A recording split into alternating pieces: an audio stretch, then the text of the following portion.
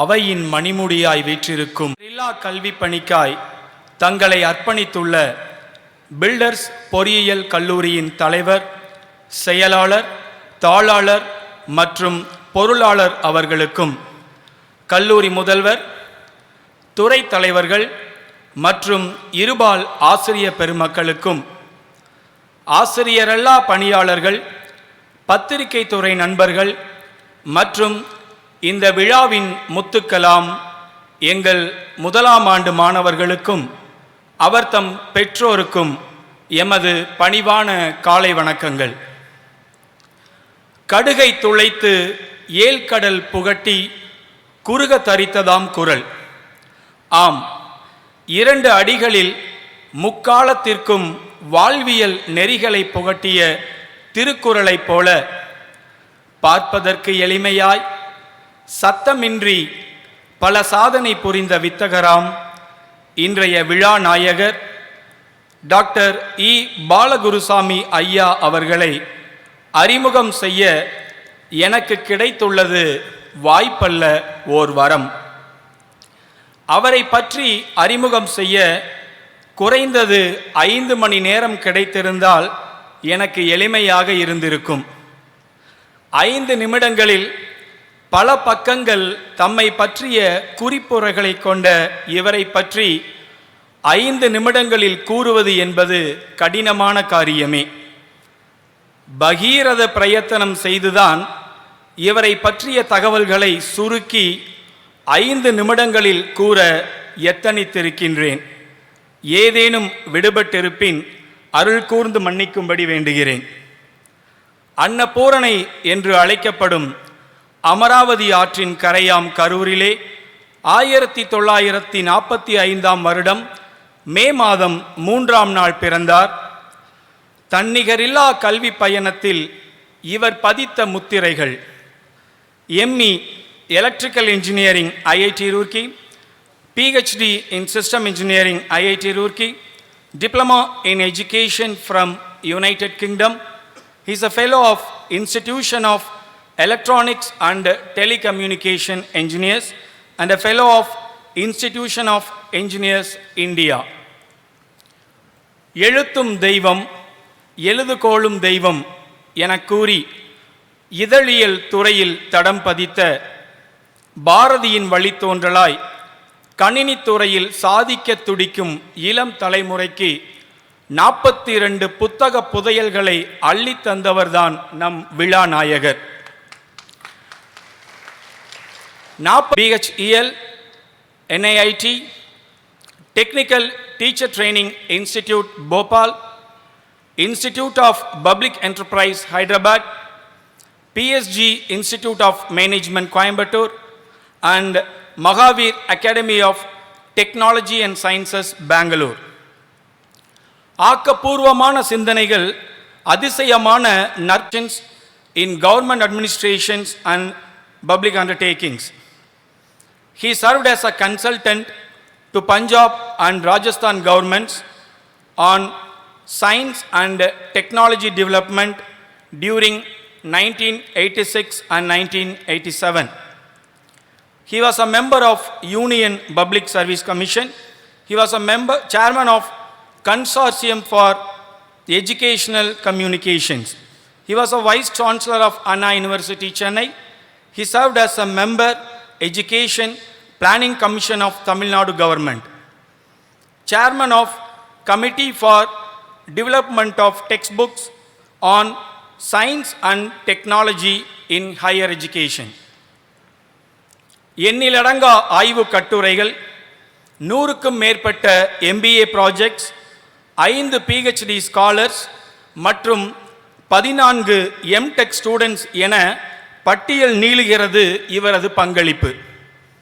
எங்கு சென்றாலும் புதுமையை தேடுபவர், புதுமையை புகுத்த ஆசைப்படுபவர். தமது PhD அவரது வழிப்பயணத்தில் வந்திட்ட விருது குவியல்களில் சிலவற்றை மட்டும் வாசிப்பதில் பெருமிதம் கொள்கிறேன். Chancellor's Best PG Student Award 1974, Khosla Research Award 1975, Man of the Year Award 1992, World Lifetime Achievement Award 1994, Author of the Year Award 1998, Seva Ratna Award 2003, Higher Education Development Award 2004, nominated for Padma Bhushan Award 2004 and 2005 by the Government of Tamil Nadu, Bharat Mata Fellowship 2005, Lifetime Achievement Award 2015 by EMC Academy USA, Dynamic Indian of the Millennium Award 2018. In recognition of his accomplishments, he has been listed in the Directory of International Who is Who of Intellectuals UK and the Directory of Distinguished Leaders USA.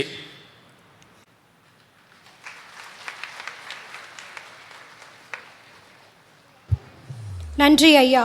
சிறப்பு விருந்தினர் அவர்களுக்கு நினைவு பரிசினை வழங்க M கல்லூரியின் தலைவர் திரு என் ராமலிங்கம் ஐயா அவர்களை அன்போடு அழைக்கிறோம்.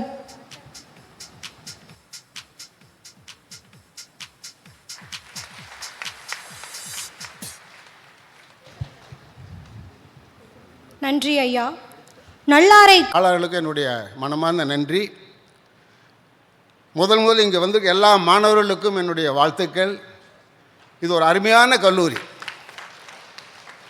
இந்த பில்டர்ஸ் அசோசியேஷன்னா உள்ளோடையே அவங்களுடைய நாலேஜ் யூஸ் பண்ணி அழகான ஒரு இன்ஃப்ராஸ்ட்ரக்சர் பில்ட் பண்ணியிருக்காங்க. நல்ல environment, green environment, open environment, நல்ல இன்ஃப்ராஸ்ட்ரக்சர் இருக்குது. ஒரு அருமையான கல்லூரி. இந்த மாதிரி ஒரு கல்லூரியை தேர்ந்தெடுத்து உங்கள் மாணவர்களை இங்கே சேர்த்ததுக்கு உங்கள் எல்லா பெற்றோருக்கும் என்னுடைய வாழ்த்துக்கள்.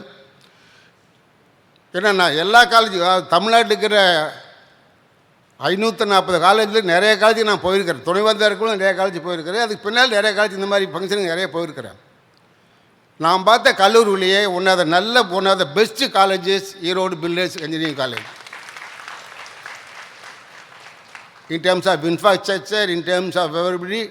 இப்போ உங்கள் தாளார் சன் பண்ணதுங்களா, அவங்களுடைய சிஎஸ்ஆர் ஃபண்ட் எல்லாமே உங்களுக்காக செலவு பண்ண சொல்கிறது பெரிய பெரிய காரியம்.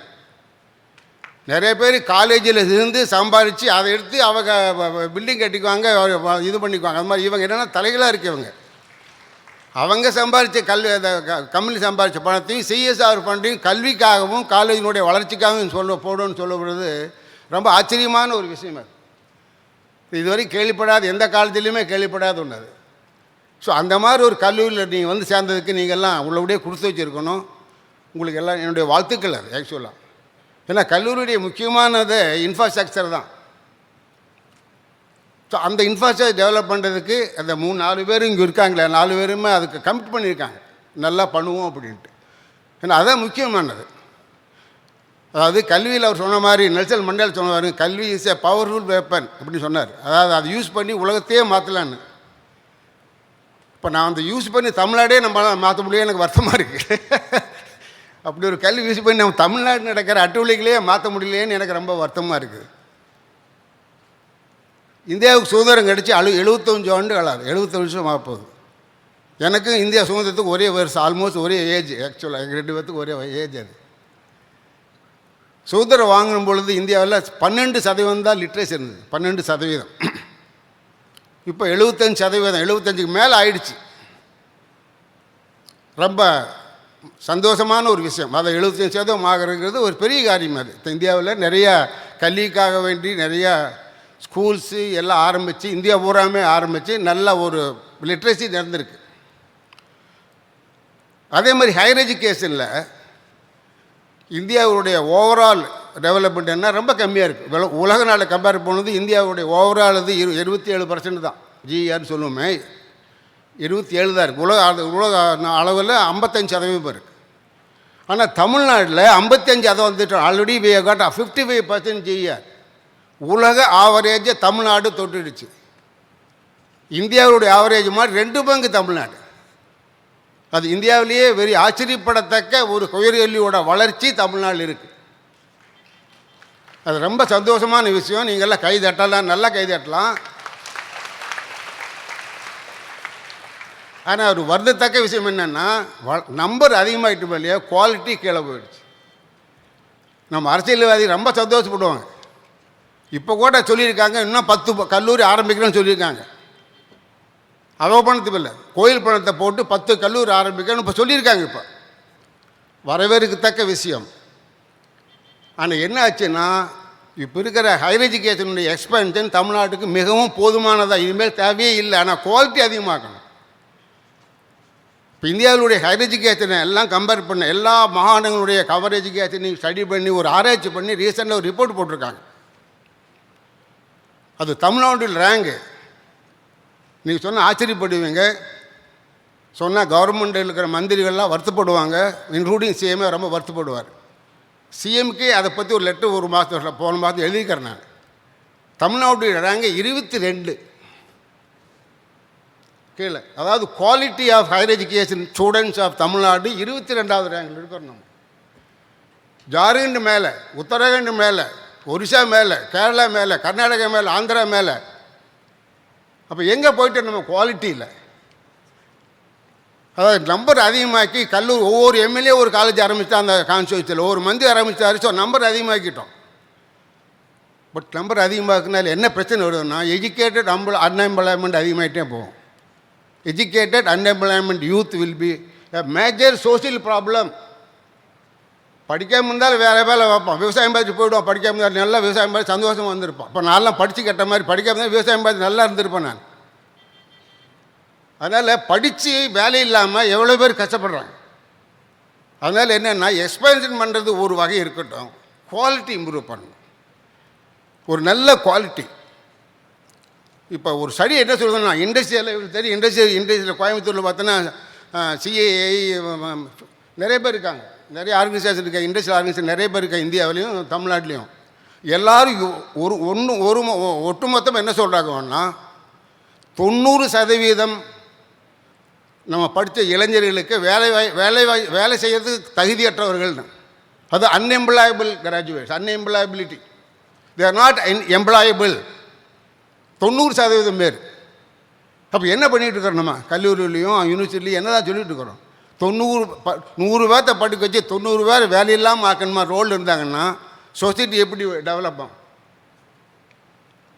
அதனால தான் 75 ஆண்டுகளாயும் India is a developing country. Please remember, India is a developing country தான். டெவலப்பிங்னா நீளமாக போடணும், இங்கே ரொம்ப நீளமாக போடணும். இன்னும் 30 வருஷத்துக்கு டெவலப்பிங்கே இருந்துகிட்டு இருக்கும்.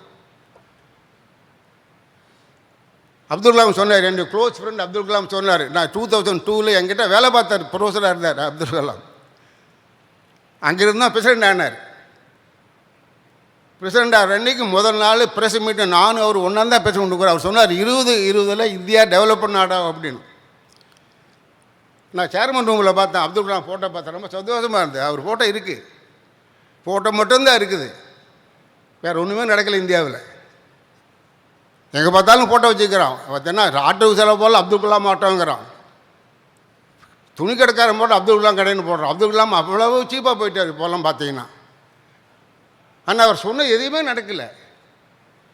20 இந்தியா வளமான நாடான்னு சொன்னார். இப்போ 20 போயிடுச்சு, இப்போ 21 இருக்கிறோம். அவர் சொன்னதுக்கு பின்னால் எல்லா இண்டிகேட்டரும் எல்லாம் தெரியும். சோசியோ எக்கனாமிக் இண்டிகேட்டர் சொல்லுவோம், பொருளாதார குறியீடுகள் இல்லை, பொருளாதார சமுதாய குறியீடுன்னு சொல்லுவோம். சோசியோ எக்கனாமிக் இண்டிகேட்டருங்கிறது தான் ஒரு நாடு வளர்ந்ததா வளருதா வளரப்போகுதாங்கிறது காட்டுறதுக்கு ஒரு இண்டிகேட்டர்ஸு. அதில் ஒரு 20 இருக்குது, முக்கியமானது ஒரு 10-15 இருக்குது. எல்லா இண்டிகேட்டர்லேயுமே இந்தியா பாட்டத்தில் இருக்குது லிஸ்ட்டில். இப்போ வேர்ல்டு கண்ட்ரியில் லிஸ்ட் பண்ணிங்கன்னா எல்லாமே 100 கீழே தான் இருக்கிறோம். 140, 131. முக்கியமான இண்டிகேட்டர் ஹியூமன் டெவலப்மெண்ட் இண்டெக்ஸ்னு ஒன்று இருக்குது. ஹியூமன் டெவலப்மெண்ட் இண்டெக்ஸுங்கிறது தான் கல்வி, சுகாதாரம், தனி மனித வருமானம் எல்லாம் சேர்த்து போடுற ஒரு இண்டெக்ஸ், முக்கியமான இண்டெக்ஸ் உலகத்தில்.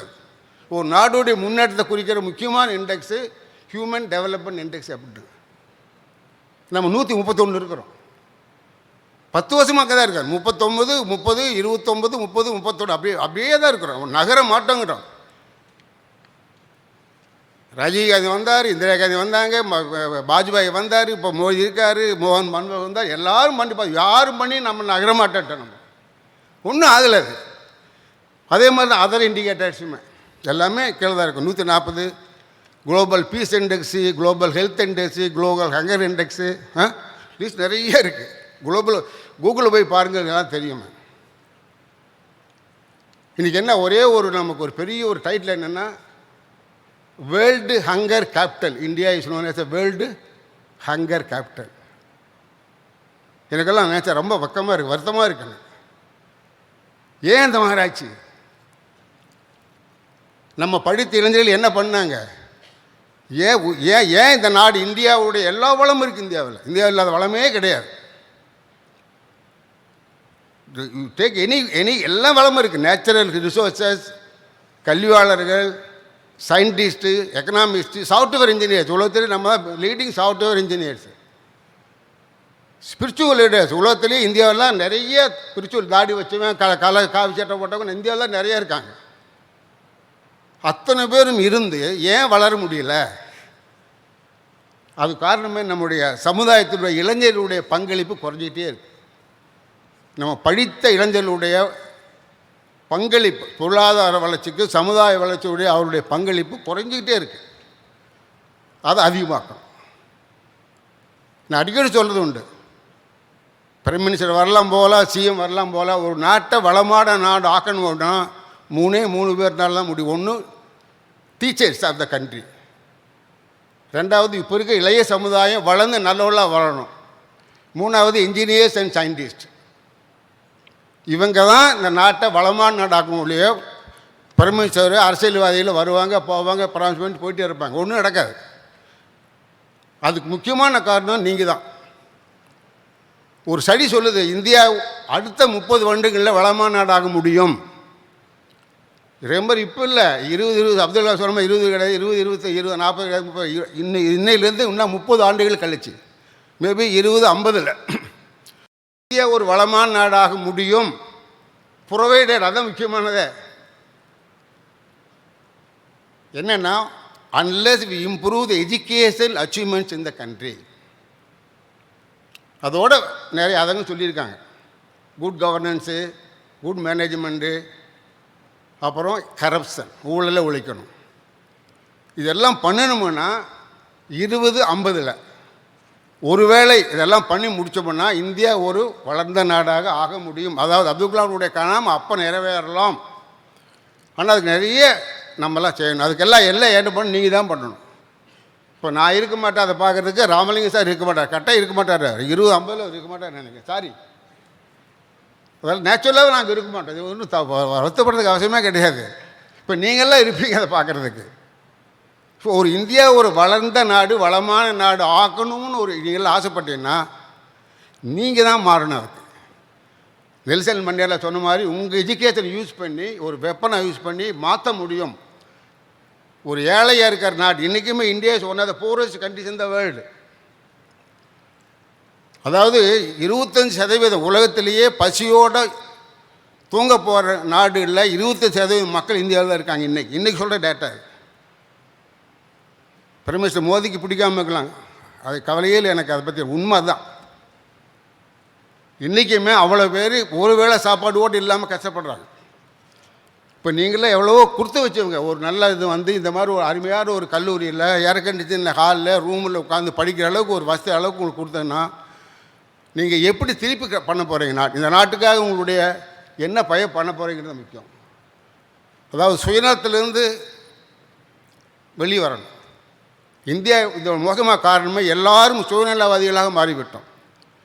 அரசியல்வாதியிலிருந்து கீழே உள்ள எல்லோரும் சுயநலவாதிகளாக போகிறதால இந்தியா வளராமல் போனது காரணமே. நான் என்ன பண்ண முடியும் நாட்டுக்காக? அப்பா அம்மாவுக்கு பண்ணுங்க, குடும்பத்துக்கு பண்ணுங்க, பட் நாட்டுக்காக ஏதாவது பண்ண முடியுமான்னு ஒவ்வொரு இந்தியனும் சிந்தித்து ஏதாவது பண்ணினா தான் இந்த நாடு வளர்ந்த நாடு ஆக முடியும், இல்லைன்னா முடியவே முடியாது. ஏன்னா இப்போ நான் அடிக்கடி சொல்லுவேன், நான் ரொம்ப வருத்தப்படுவேன். எதுக்கு நான் சி புக்கெல்லாம் எழுதுறேன்னு வருத்தப்படுவேன். நான் இன்றைக்கி உலகத்தில் உள்ள அத்தனை கம்ப்யூட்டர் இன்ஜினியர்ஸ் என்னோடய சி புக் படிக்காமல் இன்ஜினியர் ஆகிருக்க முடியாது உலகத்தில். பட் அவ்வளோ பேர் என்னாங்க, இந்தியாவில் எல்லோரும் வெளிநாடு போயிட்டாங்க. எல்லாம் மல்டிநேஷனலு, வெளிநாடு, மைக்ரோசாஃப்ட்டும் இந்த மாதிரி கம்பெனி வேலை பார்க்குறாங்க. இந்தியாவில் வேலை பார்க்க மாட்டேங்கிறாங்க. அப்படி இந்தியாவில் வேலை பார்க்கணும், மல்டிநேஷனலுக்காக தான் வேலை பார்க்குறாங்க. சாஃப்ட்வேர் டெவலப்மெண்ட்டும் மல்டிநேஷனல் தான், இந்தியாவுக்கு ஒன்றுங்க பார்க்க கிடையாது. ஸோ அதனால் என்னுடைய ஒரே ஒரு வருத்தம் என்னென்னா, நம்ம இளைஞர்கள் அதாவது நாட்டுக்காக ஏதாவது பண்ணணும் அப்படின்னு ஒரு முயற்சியோடு பண்ணினா உள்ளபடியே இந்தியா எனக்கு நம்பிக்கை இருக்குது. இந்தியா ஒரு நல்ல வளர்ந்த நாடு ஆகும். வளர்ந்த நாடு ஆகிறதுக்கு நல்ல எல்லா வாய்ப்புகளும் உண்டு. பட் அதுக்கு என்னென்ன பண்ணணும்? இப்போ நீங்கள் காலேஜ் ஜாயின் பண்ணிட்டீங்க, ஃபஸ்ட் இயர் வந்துட்டீங்க, அருமையான காலேஜ், நல்ல ஒரு மேனேஜ்மெண்ட்டு, நல்ல டீச்சர்ஸ் இருக்காங்க, நல்ல பில்டிங்கும், நல்ல வாத்தியாரும், நல்ல மேனேஜ்மெண்ட் இருந்தால் மட்டும் பத்தாது. அது நீங்கள் தான் அதை யூஸ் பண்ணி மேலே பண்ணணும். படிக்கிறது உங்கள் பொறுப்பு. நான் அடிக்கடி சொல்லணும் இல்லையா, குதிரையை தண்ணிக்கு தான் கொண்டு வரலாம், தண்ணி குடிக்கிற குறை தான் குடிக்கணும், நீங்கள் நம்ம குடிக்க முடியாது இல்லையா? ஸோ அதே மாதிரி ஒரு நல்ல காலேஜுக்கு வந்துட்டீங்க, நீங்கள் எப்படி நீங்கள் இங்கே உள்ள ரிசோர்ஸஸ், இங்கே உள்ள வசதிகளை எப்படி உபயோகித்து எப்படி நல்லவர்களாகவும் வல்லவர்களாகவும் மாறணும். அதாவது அதாவது சக்ஸஸ் ஆகிறதுக்கு முக்கியமான காரணம் ஒன்று நேர்மை. ஆனால் என்னென்னா நேர்மை, திறமை, தைரியம், இந்த 3 தான். கொஞ்சம் சுலபம் வரும், ஆனால் கட்டாயம் வரும். உங்களுக்கு வெற்றி கட்டாயம் வரும். கொஞ்சம் சுலபம் வந்தாலும் கட்டாயம் வரும். நேர்மையும் திறமையும் தைரியம் வந்தோன்னா கட்டாயம் உங்களுக்கு வராது. இப்போ காலேஜில் படிக்கும்பொழுது 4 வருஷம் படிக்க போகிறீங்க, 4 வருஷம் கொஞ்சம் பேர் 2 வருஷம் படிப்பீங்க. MBA எல்லாம் இருக்கும்பொழுது என்ன வாட் இஸ் த யூஸ்? 4 வருஷம் நீங்கள் என்ன பண்ணணும்? அதாவது இப்போ நான் சொன்ன மாதிரி அதை இந்தியாவிலுடைய இண்டஸ்ட்ரியலிஸ்ட் எல்லாம் சொல்கிறாங்கன்னா, நம்ம இன்ஜினியர்ஸு அல்லது graduates of arts and science யூனிவர்சிட்டியில் நாட் எம்ப்ளாயபிள். ஒரே ஒரு காரணம் என்னென்னா, அவளுக்கு ஒன்றுமே தெரியல, சப்ஜெக்டும் தெரியல, பேசவும் தெரியல, இல்லை அந்த மாதிரி ஒரு ஜென்ரலாக ஒரு கம்மல் அடிக்கிறாங்க. அது என்ன காரணம் அப்படின்னா, திறமை வளர்த்திக்கல. இப்போ நீங்கள் என்ன, அதாவது திறமையில் 2 வகை இருக்குது. ஒன்று ஆங்கிலத்தை சொல்லுவோம் சைக்கோமோட்டர் ஸ்கில்னு சொல்லுவோம், கைத்திறமை, கைனால் வேலை செய்யுது. Civil engineers, McGill engineers lathe ஓட்டணும், இல்லை சிமெண்ட்டு கலக்கணும், காங்கிரீட் கலக்கணும். இப்போ ரீசெண்டாக ஒரு பில்டிங் வீடு கட்டணும் கொஞ்சம் நாளைக்கு முன்னால், ஒரு பிஇ படித்து வந்தான், சூப்பர்வைசராக வந்தான். பார்த்துக்கிட்டே இருக்கிறான், கண்டபடி தண்ணி கலக்கிறான், தண்ணி போயிட்டுருக்கு. ஏன்னா பார்க்குறேன் சிமெண்டில் கலக்கிறேன். சார் எனக்கு தெரியும் எப்படி கலக்கணும், பட் எப்போ எதை தண்ணி முதல்ல ஊற்றுறதா சிமெண்ட் முதல்ல தெரியாதுங்கிறான். பிஇ சிவில் படித்தவன். ரேஷியோ சொல்கிறான், 3:1:1, 2வது ரேஷியோ கரெக்டாக சொல்கிறான். அது எதை முதல்ல போடுறது, எதை பின்னால் எப்படி போடணும்னு சொல்ல மாட்டேன். இப்போ டீ பண்ணுறோம் இல்லையா வீட்டில், டீ எல்லோரும் தெரியும், சக்கரை போடணும், டீ தூள் போடணும், தண்ணி போட்டு வாய வைக்க முடியும், எது முன்ன போடணும், எது போட்டு வைக்கணும் முக்கியமானது. அதான் தெரியுது கிடையாது. அதான் திறமைங்கிறது பேர். அதான் காம்பிட்டன்ஸ் சொல்லுவோம், ஆங்கிலத்தில் சொல்லுமா காம்பிட்டன்ஸு. அதான் சைக்கோமோட்டர் ஸ்கில்லு. அது 2வது ஸ்கில்லு காக்னிட்டிவ் ஸ்கில்லு, மூளையை யூஸ் பண்ணுற திறமை என்பது உடம்பு கைத்திறமை. அதான் 2 ஸ்கில். என்ஜினியர்ஸுக்கு 2ம் முக்கியம். என்ஜினியர்ஸுக்கு 2மே முக்கியம். கொஞ்சம் பேர்த்துக்கு இது மட்டும் போதும், லாயருக்கு இது மட்டும் போதும், கைகள்லாம் வேண்டாம். ஆனால் என்ஜினியர்ஸுக்கு எல்லாமே வேணும். போத் சைக்கோமோட்டர் ஸ்கில்லும் வேணும், காக்னிட்டிவ் ஸ்கில்னு சொல்லணுமே அதுவும் வேணும். இப்போ காக்னிட்டிவ் ஸ்கில் எப்படி டெவலப் பண்ணுறது? முக்கியமானது இன்றைக்கி என்னன்னா, அதாவது இப்போ new education policy government of India ரீசெண்டாக போட்டிருக்காங்க. தமிழ்நாட்டை தவிர இந்தியாவில் எல்லா மாகாணங்களும் ஏற்றுக்கொண்டார்கள். தமிழ்நாடு மட்டும்தான் ரொம்ப புத்திசாலி. நம்ம எல்லாமே எப்பவுமே புத்திசாலி நினச்சிக்கிறோம். புத்திசாலி நினச்சிட்டு அதை படிக்கவே மாட்டாங்கிறாங்க. நிறைய பேர் படிக்காமல் இருக்கிறாங்க, நிறைய பேர் படித்து புரியாமல் இருக்கிறாங்க. அதை விட்டுடுங்க, அவளை பற்றி கவலைப்பட வேணாம். இப்போ நியூ எஜுகேஷன் பாலிசியினுடைய கான்செப்டை Indian youth to make them ready for 21st century jobs. அது 21ஆம் நூற்றாண்டுக்கு வேண்டிய வேலை வாய்ப்புகளுக்கு இல்லையே, அதுக்கு வேண்டிய திறமையில வேறு அந்தந்த திறமையில் என்னென்ன திறமையை ஐடென்டிஃபை பண்ணி அதுக்கு தகுந்த மாதிரி கல்வியை மாற்றி அமைக்கணும். ஸ்கூல்லையும் மாற்றணும், யூனிவர்சிட்டியில் காலேஜ்லேயும் மாற்றி அமைச்சு அந்த நம்ம இளைஞர்களை 21ஆம் நூற்றாண்டுக்கு வேண்டிய திறமைகளை வளர்த்தணும். என்ன முக்கியமான 21ஆம் ஆண்டு திறமைன்னா காக்னிட்டிவ் ஸ்கில். முக்கியமான எம்பசைஸே என்னென்னா காக்னிட்டிவ் ஸ்கில்ஸ். இப்போ நான் என்ன சொல்பார், நான் ஒரு 10 ஸ்கில்லு சொல்ல போகிறேன். நான் இப்போ பேனா பேப்பர் தான் நோட் பண்ணிக்கங்க. I am going to list about 10 cognitive skills you are suppose develop during your stay in this college. அதுதான் முக்கியமானது. அது இல்லை. இப்போ அது அந்த மாதிரி அந்த டெவலப்மெண்ட்டே நம்ம கல்வியில் இல்லாததுனால தான் நம்ம மாணவர்கள் வெளியே போகும்பொழுது அவங்களாம் எதுவுமே திங்க் பண்ண முடியல, எதுவுமே செய்ய முடியல, ஒர்க் பண்ண முடியலங்கிற காரணமே இந்த காகினிட்டிவ் ஸ்கில்ஸை நம்ம டெவலப் பண்ண மறந்துட்டோம். ஹாஸ்டலும் சரி, ஸ்கூல்லையும் சரி, இன்ஜினியரிங் காலேஜ்லேயும் பண்ணிட்டோம். அந்த மாதிரி முதல் ஸ்கில் எபிலிட்டி டு திங்க், அதுதான் முக்கியம். இப்போ நம்ம யாருமே திங்க் பண்ண விட மாட்டோங்கிற கிளாஸ் ரூமில் கேள்வியாக விட மாட்டோம். கேள்வி கேட்டோன்னா தப்பட உட்காரன்னு சொல்லிவிடுவோம். கேள்வி கேட்டானா நீ உனக்கு இதே இங்கே வரேன்னு சொல்லி மிரட்டுவோம் இல்லையா? அதாவது பையனை you have to create A curiosity இந்த கிளாஸ் ரூம். ஒரு க்யூரியாசிட்டி கிளப்பி பையனை கேள்வி கேட்க வைக்கணும். நல்ல தப்பாக இருந்தாலும் சரி, ரைட்டாக இருந்தாலும் சரி, boy should be made to ask questions. இப்போ நான்லாம் இன்டர்வியூவில் யூபிஎஸ்சியில் இன்டர்வியூ பண்ணும்பொழுது வேறு யாரும் பண்ணல. இந்த 75 வருஷம் யூபிஎஸ்சி ஹிஸ்டரியில் யாருமே படாத நான் பண்ணேன். அரை மணி நேரம் தான் நான் கேள்வி கேட்கணும். இன்டர்வியூவில் சிவில் சர்வீஸ் இன்டர்வியூவில் அரை மணி நேரம் தான். 30 நிமிஷத்தில் ஒன்றுமே பெருசாக பண்ண முடியாது. இப்போ நான் என்ன பண்ணேன், 25 நிமிஷம் தான் நான் கேள்வி கேட்போம். கடைசியில் 5 நிமிஷத்தில் கேண்டிடேட்டை நான் 3 கேள்வி கேட்க சொல்லுவேன். கேண்டிடேட் போர்டில் இருக்கிற மெம்பர்களுக்கு 3 கேள்வி கேட்கணும். அந்த 3 கேள்வியிலிருந்தே புரிஞ்சுக்கலாம் அந்த பையன் புதுச்சாலியா இல்லையா, நாட்டுக்காக சேவை பண்ண போன இல்லையான்னு புரிஞ்சுக்கலாம். அந்த கேள்வியிலேருந்தே ஒரு பையனுடைய திறமையை புரிஞ்சுக்கலாம். எப்படிப்பட்ட கேள்வி வீட்டில் குழந்தைய பார்க்குறீங்க இல்லையா, தூரன்னு கேள்வி கேட்டால் அந்த குழந்தை நல்ல புதுச்சாலியாக இருப்பாங்க. கேள்வி கேட்காத குழந்தை பார்த்தா மக்கா இருக்கும். ஸோ அதே மாதிரி தான் எந்த மாதிரி கேள்வி, எப்படி கேள்வி அந்த பையன் கேட்குறேன் புரிஞ்சு அதை நம்ம நினச்சோம்னா இந்த பையன் நல்லவனா இல்லையா, நாட்டுக்காக சேவை பண்ண போகிறோம் இல்லையான்னு புரிஞ்சுக்கோ. நாங்கள் அஃப்கோர்ஸ் 100% எதுலேயுமே ஃபுல்ஃப்ரூ கிடையாது, பட் ஜென்ரலாக சொல்கிறேன் நான். அதே மாதிரி நம்ம கிளாஸ் ரூமில் இப்போ இருக்கிற இளைஞ மாணவர்கள் கிளாஸ் ரூமில் திங்க் பண்ண பழகணும். ஒரு டீச்சர் சொல்லிக் கொடுக்கும்பொழுது குறியாட்டிகிட்டே திங்க் பண்ணி வாத்தியாரை தடுத்து ஸ்டாப் பண்ணி கேள்வி கேட்கணும். புரியலன்னா புரியலன்னு சொல்லணும். Madam stop, I don't understand this, please explain ஃபர்தர்னு சொல்லணும். ஒரு சில நாள் எக்ஸ்பிளைன் பண்ணி ஓடிடுவாங்க, வாத்தியார் ஓடிடுவாங்க. பரவாயில்ல, அது ஓடினா பரவாயில்ல, கவலைப்படக்கூடாது. ஸோ அந்த மாதிரி ஒரு எபிலிட்டி டு திங்க், அதான் முக்கியமான ஒரு skill. 21st century important list of ஸ்கில்ல பார்த்தீங்கன்னா thinking skills, critical thinking, creative thinking, analytical thinking. இந்த கிரிட்டிக்கல் திங்கிங், கிரியேட்டிவ் திங்கிங், இந்த 2 kind of thinkings are very very important. Unless you are creative thinker ஒன்றுமே பண்ண முடியாது, உங்களுக்கு தெரியாது, படித்த என்ன பிரயோஜனம். ஸோ இந்த கிரிட்டிக்கல் அண்ட் கிரியேட்டிவ் திங்கிங் இருக்குது, இதை டெவலப் பண்ணணும் பசங்கிட்ட. You have to develop yourself. You have to create a situation where teachers will be able to provide an opportunity for you to think. So the first cognitive skill is ability to think independently, creatively, critically, analytically. Reddive skill, ability to analyze. அதாவது ஒரு சின்ன ஒரு இடத்த பார்க்குறோம், ஒரு ப்ராப்ளத்தை பார்க்குறோம், ஒரு கேள்வி கேட்டோம், உடனே அனலைஸ் பண்ணணும். அது ஏன், எதுக்காக, எப்படி, ஒய், வாட், ஹவு, அந்த மாதிரி கேள்வி கேட்டு அனலைஸ் பண்ணுறதுக்கு உங்களுக்கு மைண்டு வரும். அது சின்ன வயசில் 1ஆம் கிளாஸ்லேயே பண்ணலாம்.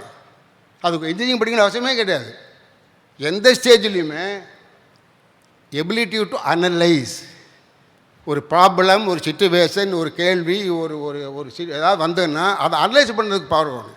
ஏன் வந்தது, எப்படி வந்தது, ஏன் இதை மாற்றக்கூடாது, இது ஏன் வந்து இப்படி வந்தது, இப்படி ஏன் வரக்கூடாது. So this is the ability engineers all the more important ability. இப்போ ஒரு பாலம் கட்டால் அடுத்த வாரம் இனாக்ரேட் பண்ணி 2வது வாரத்தையும் இடிஞ்சு விழுந்தது. இல்லை, தஞ்சாவூர் நடந்தது. எடப்பாடி இனாக்ரேட் போயிட்டார், அடுத்த வாரம் டமான் இடிஞ்சு விழுந்து, ஒரு வால் இடிஞ்சு விழுந்தது. சாருக்கு தெரியும், இவரெல்லாம் சிவில் இன்ஜினியர் தான், சிவில் கான்ட்ராக்டர். இவரே சிவுண்டு ஓடாமல் கட்டினாலும் இடிஞ்சு தான் விழுவும். அது யார், என்ஜினியர் தான் சூப்பர்வைஸ் பண்ணாங்க இல்லையா. அது என்ஜினியர் இருக்காங்க, chief engineer, deputy engineer, assistant engineer, அவன் இவன் ஏகப்பட்ட பேர் இருப்பானுங்க. அத்தனை பேரும் பார்த்த பின்னாடி பாலம் இடிதுன்னு ஏன் அர்த்தம், அப்படி தான். நோபடி ஆஸ் கொஸ்டின்ஸ் தேர், ஏன், எப்படி, ஏன் பார்க்கணுது.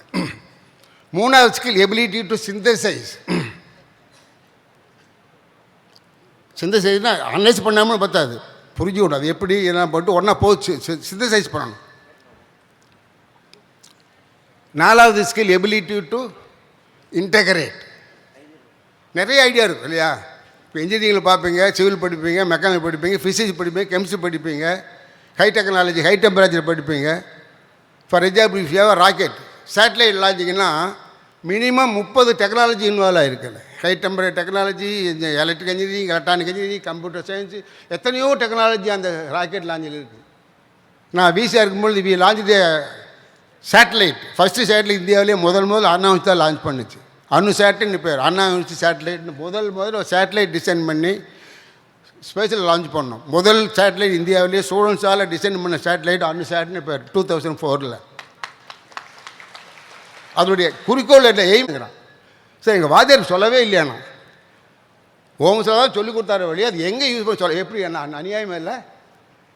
அதுதான் பிரச்சனையே. நிறைய ஐடியா இருக்குது உங்களுக்கு, பட் எங்கே யூஸ் பண்ணுறது, எப்படி இன்டகிரேட் பண்ணுறது, அதனால தான் நம்ம இந்தியா ஒன்றுமெல்லாம் போன காரணம், என்ஜினியர்ஸு சக்ஸஸ் ஆகாத காரணம் அதுதான். இன்டகிரேட் பண்ண தெரியணும். நிறைய நாலேஜ் இருக்குது நம்மகிட்ட, அங்கே படிப்பேன் இங்கே படிப்பேன் எல்லாம் ஒன்று சேர்த்து ஒரு உபயோகமாக இன்டகிரேட் பண்ண தெரியணும். Ability to integrate. Next one is ability to innovate. ரொம்ப முக்கியமானது இன்றைக்கி இந்தியாவில். Innovation is a very very important concept. அது என்ஜினியர்ஸுக்கு ரொம்ப முக்கியமானது. Innovation new idea, do something new. அது எப்போ வரும்? Ability to think, ability to analyse, ability to சிந்திச்சு எல்லாம் இருக்கும்பொழுது தான் எபிலிட்டி டு இன்னோவேஷன் வரும். இதெல்லாம் ஒன்றுக்கு ஒன்று depend. Innovation is an important characteristic of an engineers. Engineering meaning innovation தானே. If you go to see the library, dictionary பார்த்தா engineering means innovation தான். ஸோ என்ஜினியரே you are support to innovate. அது இப்போ கிடையவே கிடையாது. எத்தனை பேர் புதுசாக கண்டுபிடிக்கிறாங்க. உண்மையோட இந்தியாவில் பார்த்தீங்கன்னா இன்னோவேஷனுங்கிறதே இல்லாமல் போயிடுச்சு.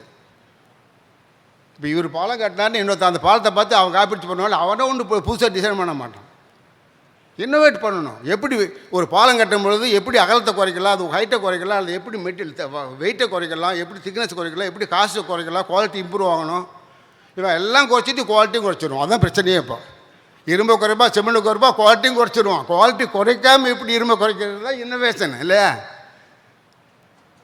இப்போ நம்ம அப்படி இன்னோவேட் பண்ணாங்கன்னா அதை குறைப்பா, அதை போய் குவாலிட்டிக்காக டம்மா கீழே போயிடும். இன்னோவேஷனுங்கிறது reduce the cost, reduce time of implementation, improve the quality. அதுதான் இன்னோவேஷனுங்கிறது. அதாவது என்ஜினியர்ஸுக்கு நிறைய இடங்களை இன்னோவேட் பண்ணியும். நாட் ஒன்லி என்ஜினியர்ஸுக்கு, வீட்டில் வேலைக்காரமாக இன்னோவேட் பண்ணி, இல்லைன்னா சோப்பு வேஸ்ட் ஆகும், தண்ணி வேஸ்ட் ஆகும் இல்லையா? இன்னோவேஷனுங்கிறது எவ்ரிபடி லைஃப்பில் எல்லோரும் டெய்லி ஃபாலோ பண்ணணும். அது இல்லாதனால தான் இந்தியாவில் நிறைய ரிசோர்ஸ் வேஸ்ட் ஆகுது. அக்ரிகல்ச்சரில் பாருங்கள், இன்னோவேஷன் இல்லாதனால அக்ரிகல்ச்சர் ப்ரொடக்டிவிட்டி உலகத்திலேயே அக்ரி ப்ரொடக்டிவிட்டி இந்தியா தான் 1/4. சைனா, தாய்வான், கொரியாலாம் கம்பேர் பண்ணும்பொழுது பெர் ஏக்கர் அவுட்புட்டாக இந்தியாவில் 1/4 தான் இருக்குது. அதை மட்டும் நான் அதிகமாக்கினா எங்கேயோ போயிடலாம். இந்த ஹங்கர் சொல்ல முடியல, ஹங்கர் கேப்பில் இருக்காது. நம்ம இன்னோவேஷன் கிடையாது. We never innovate anything. அதையே பண்ணிகிட்டு இருப்போம், திருப்பி அதையே பண்ணிகிட்டு இருப்போம். So innovation is a very very important concept for engineers. நீங்கள் தான் 4 வருஷம் படிக்கும் பொழுது வாத்தியார் சொல்லான்னு சொல்ல, you have to create yourself ideas, new ideas. அதை பண்ணி வாத்தியார் கேள்வி கேட்கணும். அதாவது கலாம் சொல்லுவோம் இல்லையா, கனவு வாங்கன்னு, தூங்காமல் இருந்த கனவு வாங்குற, தூங்க விடாமல் இருக்கிறத கனவு சொல்லுவாங்க. அதே மாதிரி நீங்கள் என்ன பண்ணணும்னா, நீங்கள் கேட்ட கேள்வினால வாத்தியார் வீட்டில் தூங்கக்கூடாது. புரியுதா? நீ கிளாஸ் ரூமில் கேள்வி வைக்கிறதுனால வாத்தியாருக்கு வீட்டில் தூங்கக்கூடாது. அந்த மாதிரி பண்ணிங்கன்னா நீங்கள் தான் பெஸ்ட்டு ஸ்டூடெண்ட்டு. எந்த ஸ்டூடெண்ட் கேள்வி கேட்டு வாத்தியாரை வீட்டில் போய் தூங்காமல் லைப்ரரி நைட்டெல்லாம் புக்கு படிக்கிறாரோ அந்த ஸ்டூடெண்ட் தான் பெஸ்ட் ஸ்டூடெண்ட். அந்த மாதிரி பண்ணணும் நீங்கள். இப்போ நீங்கள் கேள்வி கேட்க மாட்டேங்க, வாத்தியாரும் படிக்க மாட்டார், லைப்ரரிக்கு போக மாட்டோம். வாத்தியாரில் லைப்ரரிக்கு போகிறது கிடையாது. இப்போ யாரும் புக்கே வாங்க மாட்டாங்கிறாங்க. ஏதோ போன வருஷம் நோட்ஸ் இருக்கும், அப்படியே பாரு எங்கள் லாஸ்ட்டு எங்கே விட்டோம்னு விட்டுவிட்டு அங்கேருந்து படிப்பார், நீங்களும் எழுதிக்கிட்டு போட்டுருவீங்க, போட்டு முடிச்சு போயிடுவீங்க. இன்றைக்கி கல்வி நாசமாக போனது காரணமே அதுதான். வாத்தியார் ஏதாவது சொல்லுவார், நீங்கள் நோட் பண்ணி வச்சுங்க, மூடி வச்சுருங்க, கடைசியில் மனப்பாடம் பண்ணி மார்ச் ஏப்ரல் எக்ஸாம் எழுதிட்டு ஜூன் ஜூலையில் மறந்துட்டு அப்புறம் வேலை இல்லாமல் வீட்டில் இருப்பீங்க. அதான் கேள்வி கேட்க தெரியும். அதான் இன்னோவேஷன், இன்னோவேட் ஐடியா தான் கேள்வி கேட்க முடியும். The next ability to cooperate. Very very important quality இந்தியாக்காரங்கிட்ட மிஸ்ஸிங் என்னென்னா, working in team, cooperative others. இப்போ நம்மளால் ஒருத்தர் இண்டிவிஜுவலாக தனியாக பெரிய கெட்டிக்காரனாக இருப்பான். என்ன டீமில் போட்டேன்னா ஒர்க் பண்ண மாட்டான், சண்டை போட்டுக்குவான்.